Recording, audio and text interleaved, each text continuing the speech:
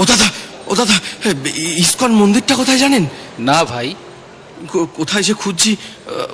ও দাদা, ও দাদা, এই যে শুনছেন? যা চলে গেল। আপনারা জানেন হ্যাঁ ইসকন মন্দিরটা কোথায়? আমি মহা বিপদে পড়েছি। কেউ যদি জেনে থাকেন বলুন না, আমার যে মহা বিপদ। ওই তো একজন আসছে, দেখি। ও ভাই, ও ভাই শুনছেন?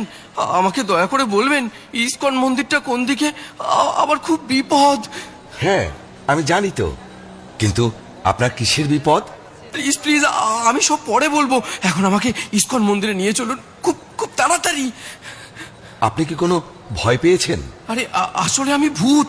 আরে না না, আমি গীতা। আরে না, মানে আমি জমালয়। ধ্যাৎ, কি যে বলছি। আরে আরে আপনি তো আগে আমাকে ইসকনে নিয়ে চলুন। দেখি মনে হচ্ছে কোনোভাবে বিচলিত। ঠিক আছে ঠিক আছে, চলুন চলুন।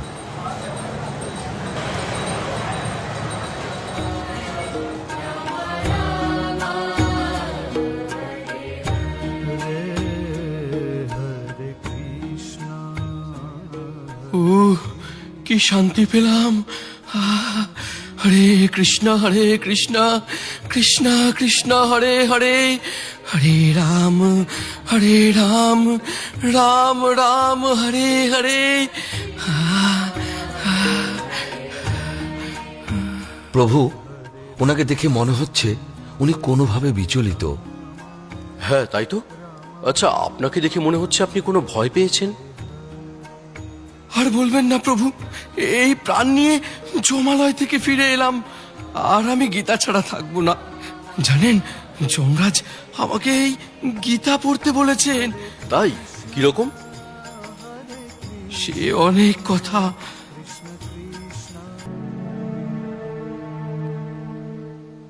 গৌর, বলো তো আজকের ভাগবত ক্লাসটা কেমন লাগলো? হ্যাঁ মা, উনি গল্প বলে বলে ক্লাস করান, তাই আমার শুনতে খুব ভালো লাগে। জানো মা, আমার বেশি ভালো লেগেছে মাধব প্রভুর কীর্তন। আমি তো খুব নৃত্য করেছি। ও, তোমরা তাহলে নাচানাচি করতে গিয়েছিলে? ঘরের নাচার জায়গা নেই?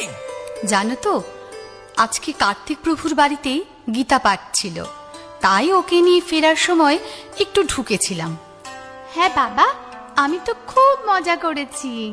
তোমার পড়াশোনা নেই? গীতা পাঠ করতে গেছো, কীর্তনে গেছো? যাও, ভেতরে যাও। ওকে এভাবে বলছো কেন? আমরা কি রোজ যাই? আর রোজ গেলেও বা আমরা কি কোনো খারাপ কাজে যাচ্ছি? চুপ, একেবারে চুপ। অন্যায় করে আবার কথা হচ্ছে। এই যে গলায় কাঠ জড়িয়েছো, কপালে মাটি মেখে ঘুরে বেড়াচ্ছ, এতে মানুষ কত কথা বলায় জানো? হুঁশ আছে সেদিকে? আবার কয়েক মাস ধরে দেখছি নিরামিষ খাবার রান্না করছে। খেয়ে নি বলে কি মাথায় উঠে গেছো? এসব আমার পছন্দ নয়, মানতে পারবো না আমি সব। ও, মাছ মাংস করে দিতে পারি না বলে খারাপ হয়ে গেছি। নিরীহ প্রাণীদের হত্যা করে তাদের মাংস খেতে খুব আনন্দ লাগে। অন্য প্রাণীদের হত্যা করে আনন্দ করতে চাও? অন্যকে কষ্ট দিয়ে আরেকজনের কি করে সুখ হতে পারে? সাধু সঙ্গে গেছি বলে রাগ? বাচ্চাকে নিয়ে তোমার সঙ্গে সিরিয়াল দেখলে আর মদ খেলে ভালো হতো? দেখো, একটু বোঝার চেষ্টা করো। সমাজের এই ভয়ঙ্কর পরিস্থিতি থেকে যদি সন্তানকে সুস্থভাবে মানুষ করতে হয়, তাহলে এই যে ধর্মের পথ, শ্রীল প্রভুপাদের গীতা অবশ্যই অধ্যয়ন করতে হবে।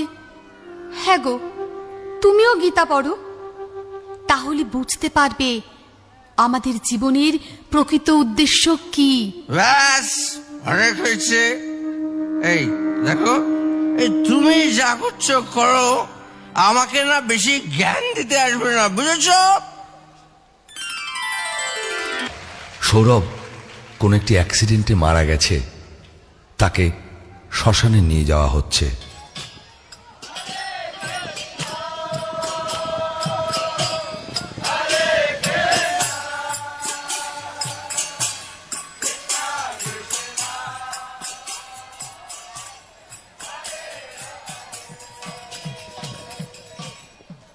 হাততালি হাততালি ওরে বলো হরি বল, বলো হরি হরি বল, বলো হরি হরি বল, বলো হরি হরি বল, বলো হরি হরি বল, বলো হরি হরি বল, বলো হরি হরি বল, বলো হরি হরি বল, বলো হরি হরি বল, বলো হরি হরি বল।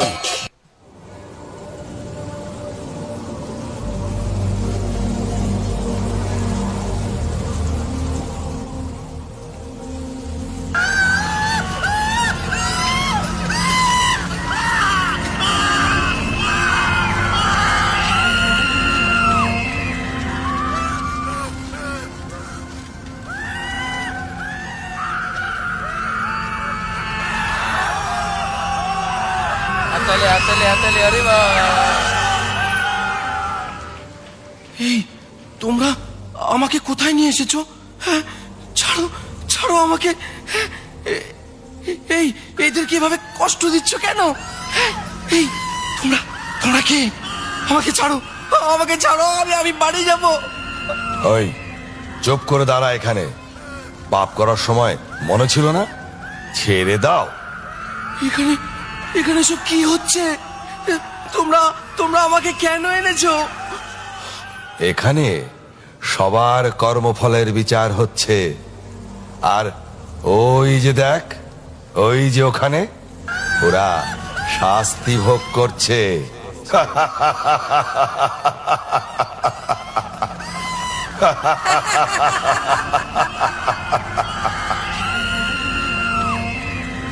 এই এ কি পাপ করেছিল? ও মিথ্যে কথা বলে মানুষের সঙ্গে প্রবঞ্চনা করে তাদের টাকা গায়েব করত। তাহলে চল ওর ওর জিভটা টেনে ছিঁড়ে ফেলি।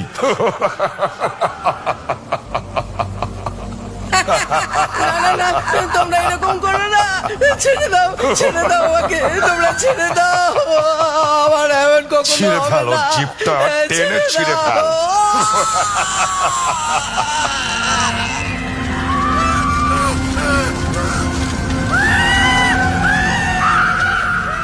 এর কি পাপ? এ জীব হত্যা করে তার মাংস খেত। তবে একে ধর, ওই গরম তেলের কড়াই আছে, সেখানে ফুটন্ত তেলে ফেলে দেই।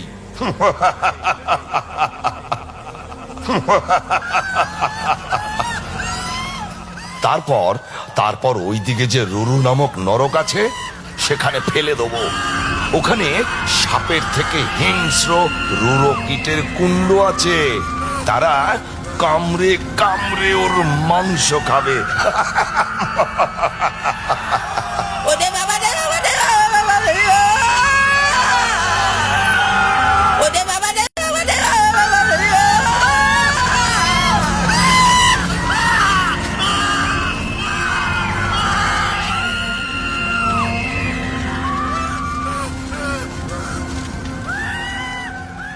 এ কি পাপ করেছে?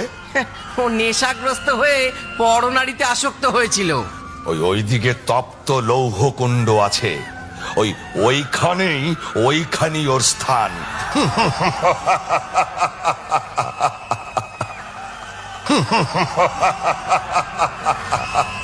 না না না না না আমাকে আমাকে আমাকে ছেড়ে দাও, ছেড়ে দাও। এই কাজ আমি আর কখনো করবো না। ছেড়ে দাও, ছেড়ে দাও, ছেড়ে দাও। এটা এখানে আসার আগে ভাবা উচিত ছিল। এখন এখানে এসেছিস যখন, শাস্তি তোকে ভোগ করতেই হবে। না না না না না আমাকে ছেড়ে দাও, ছেড়ে দাও। এই কাজ আমি আর কখনো করবো না। ছেড়ে দাও, ছেড়ে দাও, ছেড়ে দাও।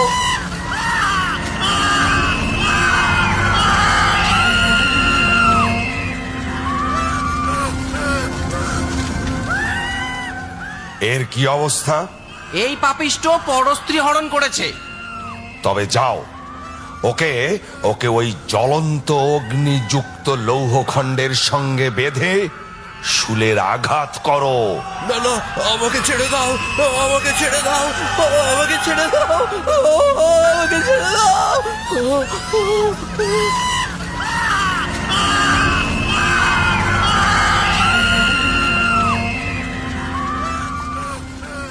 এ আবার কোন পাপিষ্ঠ এ সমাজে গুরু সেজে ভণ্ডামি করত আর নিজের স্বার্থ সিদ্ধির জন্য বড় অঙ্কের টাকা আদায় করত।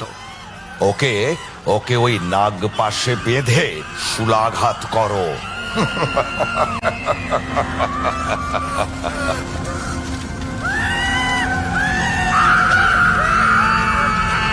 আরে, ওকে মারছো কেন? ও যে আমাদের সুদাম কাকা।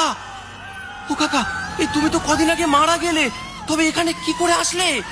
আমি পাপ কাজ করেছি রে, তাই আমার শাস্তি হচ্ছে। এই চল, তোর সময় হয়ে গেছে। আমাকে আমাকে তোমরা ছেড়ে দাও না আমাকে। তোমরা তো একজনকে ছাড়তে পারো, আমি আর কোনো পাপ কাজ করব না। ছেড়ে দাও আমাকে ছেড়ে দাও। চল, মহারাজের কাছে চল, তারপর ঠিক যেখানে যাওয়ার সেখানেই যাবি।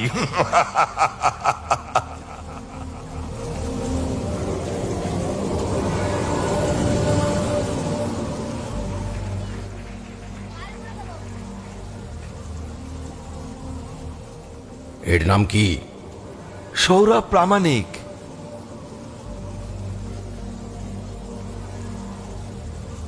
আরে এর তো এখনো সময়ই হয়নি। তোমরা ঠিক করে কাজ করতে পারো না।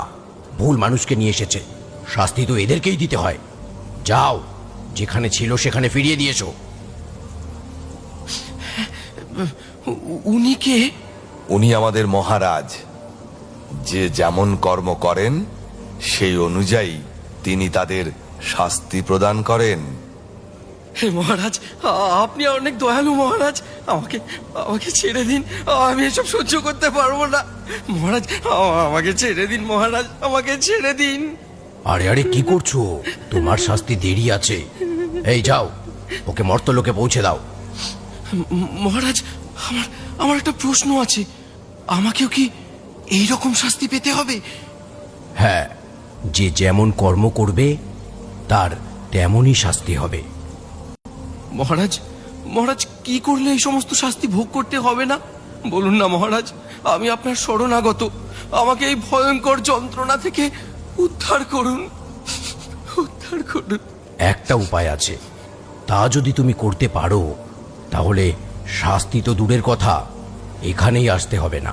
বলুন মহারাজ, বলুন, আমাকে বলুন কি সে উপায়।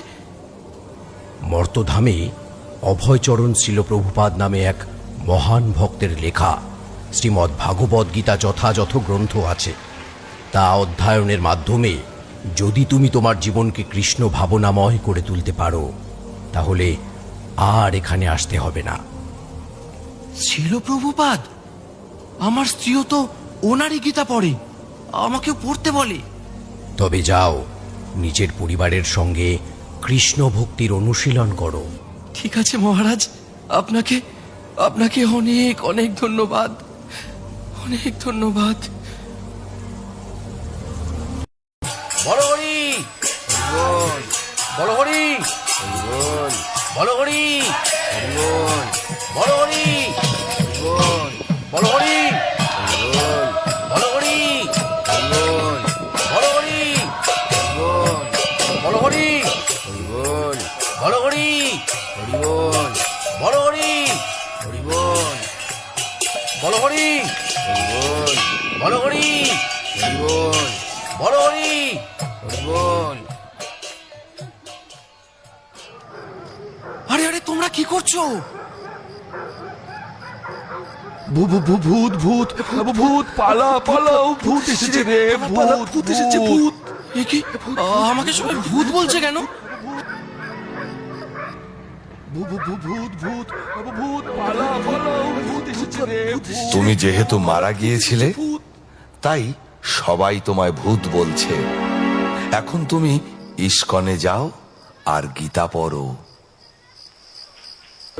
শুনলেন তো প্রভু, তাই এখন থেকে আমি গীতা ছাড়া এক মুহূর্ত থাকবো না। আপনাকে আমি প্রণাম জানাই।